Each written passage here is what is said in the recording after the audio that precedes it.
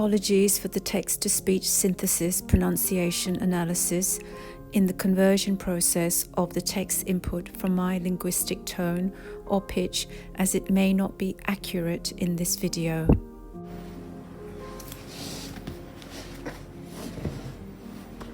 The word Apocrypha is specially used and perhaps most often used in connection with the Bible.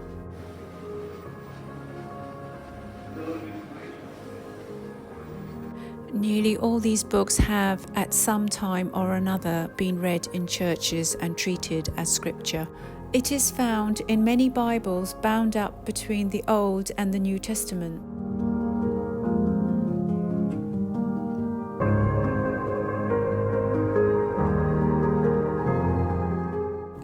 In the 9th verse of the Epistle of Jude, you read something very curious about Satan contending with Michael about the body of Moses. Ancient writers whom we trust tell us that this was taken from a book called The Assumption of Moses. That is, the story of Moses being taken up out of this world at the end of his life. We have pieces of this book still, but we have not got the whole story about the dispute between Satan and Michael. However, we know that it was represented as having taken place when Michael and the other angels were bearing the body of Moses among the mountains in a place which was kept secret from all men. And Satan said, though the soul of Moses belonged to God, the body belonged to him. And moreover, Moses was a murderer, because long before he had killed an Egyptian, as we read in Exodus 2:12. Whereupon Michael answered Satan in the words, "The Lord rebuke thee," and Satan fled. The first part of the story of Adam, as it is told in a book called The Conflict Between Adam and Eve. It is only part of the story, as I have left out a great deal. The second part of the story is taken from a Greek book called The Revelation of Moses and a Latin one called The Life of Adam and Eve. It tells of how Adam died and was buried. When Adam and Eve were driven out of the Garden of Eden, they were helpless as little children. They knew nothing of day or night, heat or cold. They could not kindle a fire to keep warm, nor till the ground to grow food. They had as yet no clothes to wear, nor shelter against the rain or sun. As long as they were in the garden, it was always light and warm, and their bodies were so fashioned that they had no need for food or sleep or protection against the burning of the sun. But since they had eaten of the tree of knowledge, they had become like us. Moreover, all the beasts and the birds were friendly with them, but now they knew it was not so, and that they had no defense against any fierce animal who chose to attack them.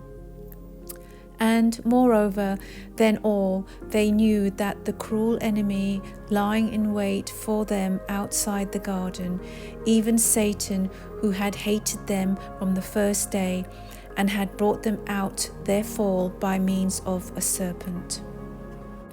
And so it was that when they came out of the gate of the garden, they saw the earth stretched out before them, covered with rocks and sand, and found themselves in a strange land where there was no one to guide them, as they fell down on their faces and became as dead, because of their misery and sorrow which they had felt. But God looked upon them and sent his word to raise them up and comfort them, and show them a place not very far from the garden where there was a cave, and told them that they were to live there. Now this was the cave which was afterwards called the Cave of Treasure.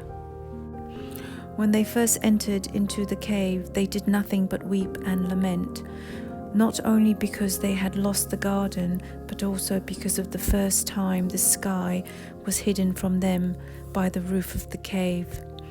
For as yet they had never seen or been in any place that they could not see.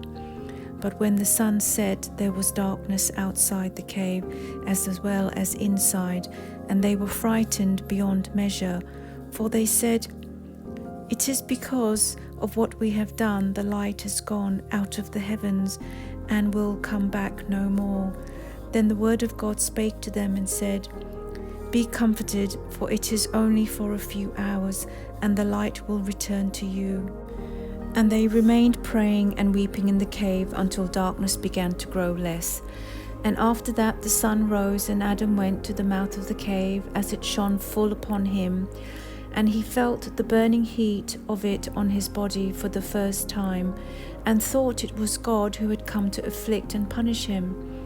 And he beat upon his breast and prayed for mercy. But God said, "This sun is not God. It is created to give light to the world, and every day it will rise in like manner and travel over the heavens and set as you have seen it. I am God who comforted you in the night." Then Adam and Eve took courage, and they came out of the cave and thought that they would go towards the garden. And when they came near the gate by which they had been driven out of, they met the serpent. Now before it tempted Eve and became accursed, the serpent had been the most beautiful of all creatures. Its head was full of colours of most beautiful jewels. It had eyes like emeralds and a melodious voice. It had slender and graceful legs, and it fed on perfumed flowers and delicious fruits. Now it was lonesome to look upon. It wriggled on its belly in the dust, and the creatures spurned it and hated it. And when it saw Eve, it was enraged to think of the curse that had come upon it through her, and raised itself up and darted at her, and its eyes became blood red with anger. Then Adam had nothing in his hand wherein to defend Eve, ran and caught it by the tail. But it turned upon him and coiled about him and Eve with its body and began to crush them. And it said, "It is because of you I am compelled to trail in the dust and have lost my beauty." And they cried out for fear, but God sent an angel who caught hold of the serpent and loosed them and smote the serpent with dumbness, so that thereafter it could not speak but only hiss. And a great wind came and took it up and cast it away upon the seashore of India. And when Adam and Eve had little recovered themselves from their fear, they went on towards the garden. But at the gate of it stood a great cherub holding a sword of fire.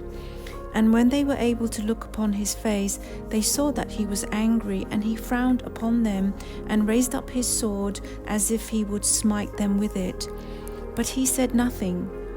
So they were in great fear and turned from him and went back in great sorrow of heart, wondering if they would not wither until they had found themselves standing on the top of a rock, and before their feet was a precipice. And Adam was so miserable that he decided to live no longer. So he cast himself down from top of the rock and laid on the ground below without moving. And Eve thought that he was dead and said, "I will not live after him. It is through me and my fault that all these evils have come upon him." And so she threw herself down from top of the rock. But though both of them were torn and bruised, they were not wounded to death. And long after time they came to themselves. Then they bethought them that they had done wrong in trying to put an end to their own lives, because it pleased God to set them free from the world. Then Adam took the stones and piled up in the shape of an altar, and they gathered leaves from the trees and wiped off the blood that they had spilt upon the face of the rock, and gathered up the dust that was mingled with their blood, and laid it upon the altar, and prayed to God to forgive them their trespasses. So the story continues. I will continue now upon the death of Adam and Eve. A brief synopsis is that during the period of the abode of Adam and Eve in the cave of treasures, Satan comes down and tempts them about 14 times. But whenever God saw that they were in danger of life or limb through the devilish wiles of the evil one, he sends an angel to deliver them from the devil's flight. The story continues to tell you that Adam, he lives 220 years in the cave, and God sends his angels and tells him to take Eve to be his wife and to give him gold plates in the cave of treasure as a betrothal gift. And Adam obeys the divine command, and in due course Eve bores him twins, Cain and his sister called Luluah, in the cave under a huge rock which Satan once hurled at Adam, wishing to kill him. Later again Eve brought forth twins again, Abel and his sister Aklima.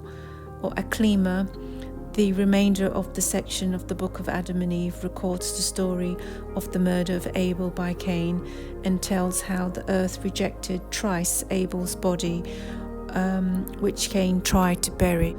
The death of Adam and Eve.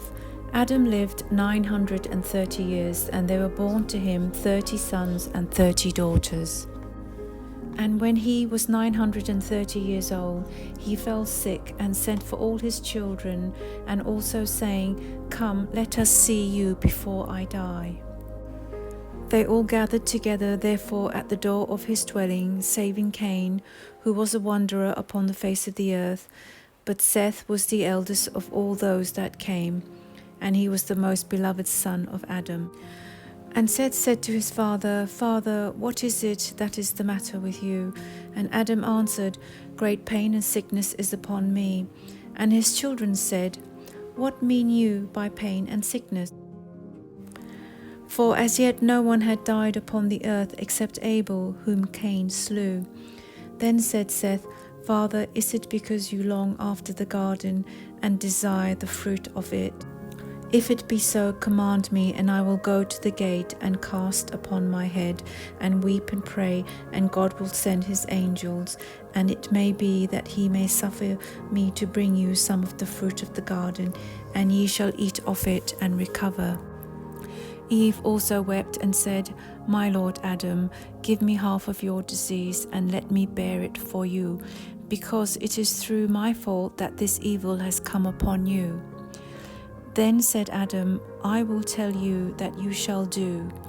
Even you and my son Seth, you shall go to the garden and pray there, as you have said, and ask the angel to give you some of the oil of mercy that flows out of the tree of life, and bring it to me, that I may anoint my body and ease my pain." So Eve and Seth departed and went towards the garden, and as they were going through the woods, a wild beast leaped out and attacked Seth.